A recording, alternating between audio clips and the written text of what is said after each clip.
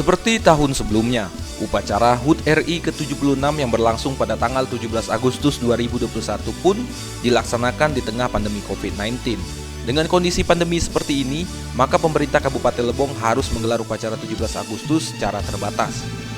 Meski demikian, masyarakat tetap antusias dalam merayakan HUT kemerdekaan ini, salah satunya dengan melakukan upacara kemerdekaan di setiap kecamatan masing-masing.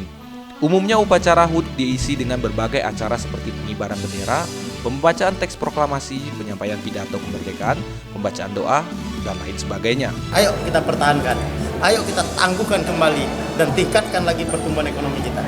Semangat juang kemerdekaan yang ke-76, semangat baru Kabupaten Lebong. Terima kasih. Selain itu, dalam upacara memperingati ulang tahun kemerdekaan ini, pemerintah Kabupaten Lebong berharap semoga pandemi COVID ini cepat berlalu dan negara Indonesia cepat pulih kembali.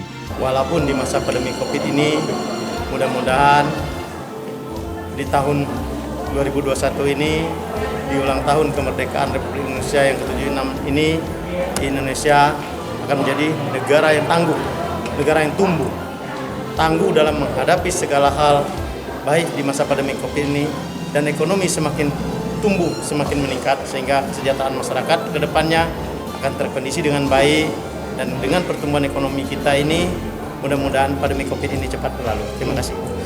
Dari lokasi, Widya Susanti, Lebong TV melaporkan.